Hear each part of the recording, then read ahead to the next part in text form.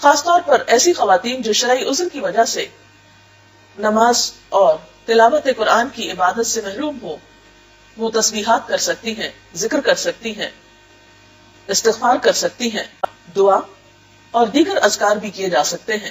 بہت سی عورتیں یہ پوچھتی ہیں نا کہ پیریڈز میں کیا ہم درود شریف پڑھ سکتے ہیں، کیا ذکر کر سکتے ہیں، کیا تسبیح کر سکتے ہیں.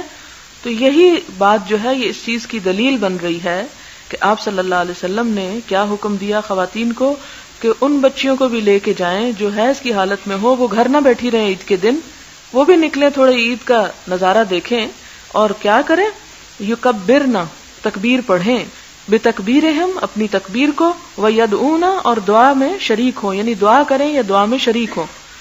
تو گویا عورت حالت حیض میں دعا کر سکتی ہے اور دعا میں شریک بھی ہو سکتی ہے، یا ذکر کی مجلس میں شریک ہو سکتی. حالت حیض حالت جنابت ہے، اور حالت جنابت میں آپ صلی اللہ علیہ وسلم نے تکبیر پڑھنے کا، اللہ کا نام لینے کا حکم دیا، یعنی اجازت دی. گویا رخصت ہے عورت کے لیے کہ ایسی حالت میں اللہ کا ذکر کر لے.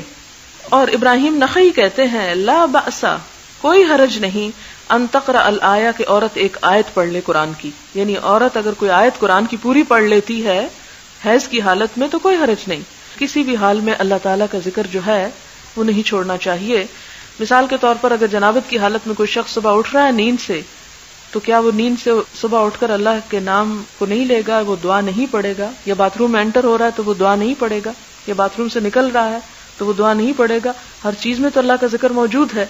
تو زبان سے اللہ کا ذکر کیا جا سکتا ہے، صرف یہ کہ ایک مخصوص طریقے پر عبادت جو ہے وہ منع کی گئی ہے. اسی طرح یہ ابن عباس کی جو انہوں نے یہاں رائے دی کہ ابن عباس جو تھے وہ اس کا جواز دیتے تھے، اور اس کا جواز ان کے پاس کیا تھا، وہ ہرقل کی طرف لکھا جانے والا خط.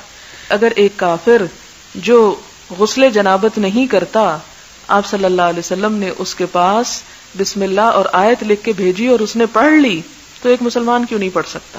اسی طرح ان کے بارے میں ایک اور روایت آتی ہے کہ وہ حالت جنابت میں بعض اوقات قرآن کی آیات پڑھ لیا کرتے تھے. لوگوں نے اعتراض کیا تو انہوں نے کہا کہ میرے پیٹ میں اس سے زیادہ ہے.